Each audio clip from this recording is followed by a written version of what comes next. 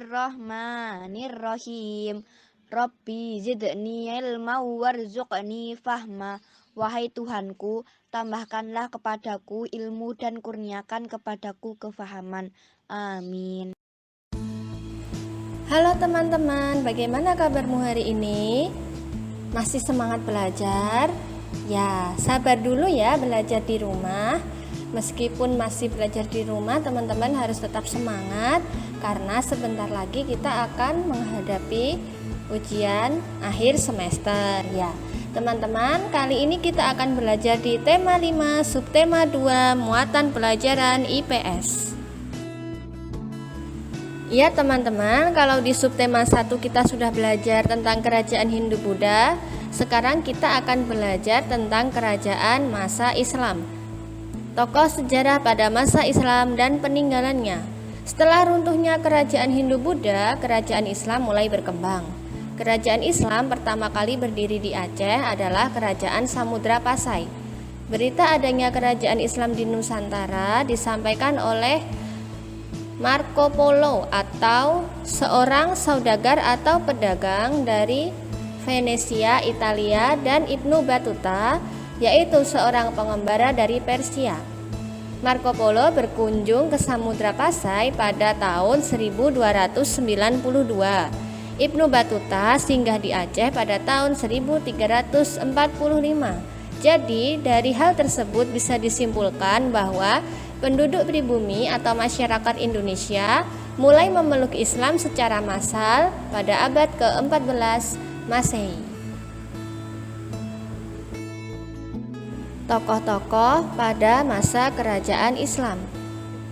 Di LKS juga ada ya teman-teman, silahkan sambil dibaca atau disimak kembali dan dibuka LKS-nya.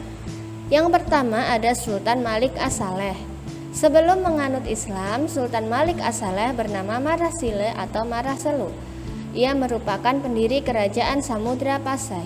Saat pemerintahannya, Sultan Malik As-Saleh memperluas daerah kekuasaannya sampai ke daerah-daerah seperti Tamiang, Balek Bimba, Samerlangga, Simpang Bulah Telang, Periak, dan Tapus.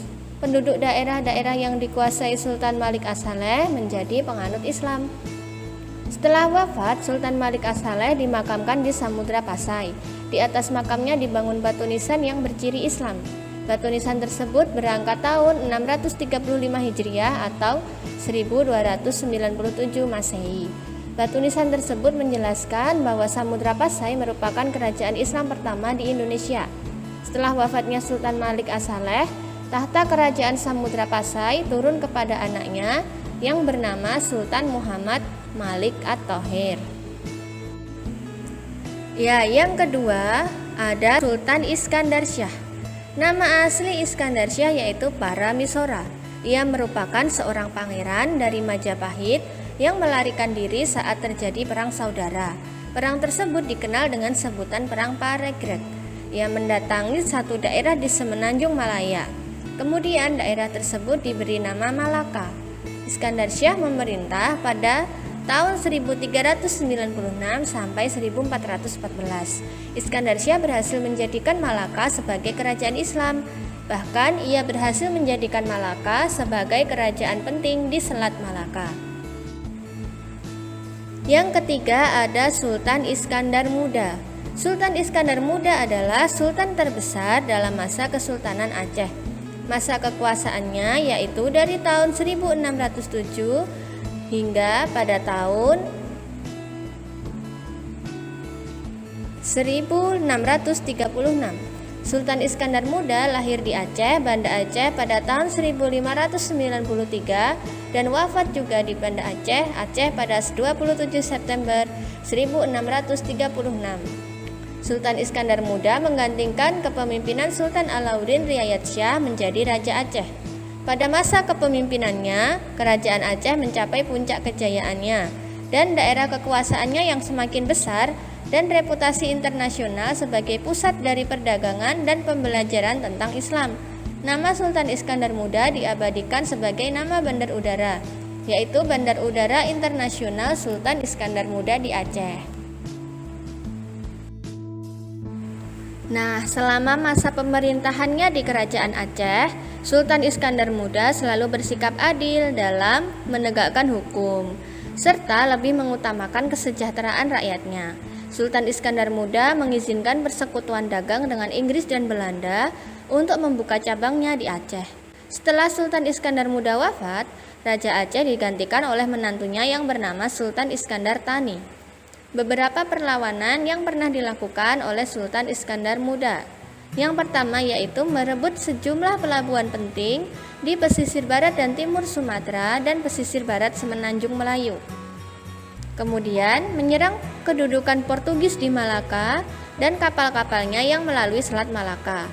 Aceh sempat memenangkan perang melawan armada Portugis di sekitar Pulau Bintan pada tahun 1614.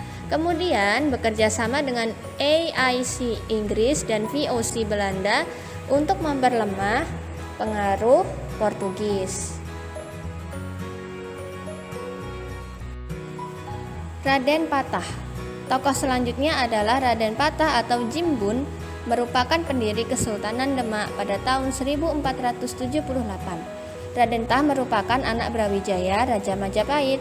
Ibunya seorang putri keturunan Champa atau daerah perbatasan Kamboja dan Vietnam yang beragama Islam. Ibu Raden Patah memiliki ketidakcocokan dengan permaisuri Raja Brawijaya. Akibatnya dengan berat hati Brawijaya menyingkirkan sang ibu ke Palembang. Ia menyerahkan ibunya kepada Adipati Palembang yang bernama Arya Sedamar. Raden Patah dilahirkan di Palembang dan pada usia belasan tahun Raden Patah berlayar ke Pulau Jawa untuk belajar di Ampel Delta. Raden Patah meninggal pada tahun 1518. Ia meninggalkan dua orang putra, yaitu Pangeran Seto Sekar Lepen dan Pangeran Trenggono. Ia juga meninggalkan dua orang menantu, yaitu Pati Unus dan Fathahilah. Setelah Raden Patah wafat, Pangeran Trenggono diangkat menjadi raja menggantikan Raden Patah. Begitu ya teman-teman. Apabila ada yang belum dipahami, silahkan dibaca kembali LKS-nya. Nah, di sini kita akan belajar tentang peninggalan masa kerajaan Islam yang ada sampai saat ini. Teman-teman pasti pernah melihat ya. Yang pertama ada masjid, kemudian ada kaligrafi. Ya, kaligrafi itu merupakan peninggalan masa kerajaan Islam. Kemudian ada keraton dan istana. Di Pulau Jawa, khususnya Jawa Tengah dan Jogja, ada dua keraton, yaitu Keraton Surakarta dan Keraton Yogyakarta. Kemudian ada makam dan batu nisan yang bercorak Islam. Kemudian ada seni sastra, misalnya hikayat atau cerita tentang Islam. Kemudian ada perayaan keagamaan, misalnya sekaten. Nah, di sini kita akan belajar sikap kepahlawanan serta pengaruhnya bagi masyarakat. Banyak tokoh nasional yang berjasa bagi kita. Salah satunya adalah Ki Hajar Dewantara. Ya, beliau dijuluki Bapak Pendidikan Nasional karena jasanya dalam memajukan pendidikan di Indonesia. Ki Hajar Dewantara membuat semboyan yang terkenal sampai sekarang dalam dunia pendidikan, yaitu Ing ngarsa sung tulodo, di depan memberi contoh, ing madya mangun karso, di tengah memberi semangat, dan tuturi handayani, di belakang memberi dorongan. Nah, di sini ada bacaan tentang Ki Hajar Dewantara atau biasa disebut Ki Hajar Dewantoro ya teman-teman, bisa dilihat di LKS juga. Ki Hajar Dewantara lahir di Yogyakarta pada tanggal 2 Mei 1889 dengan nama Raden Mas Suwati Suryaningrat.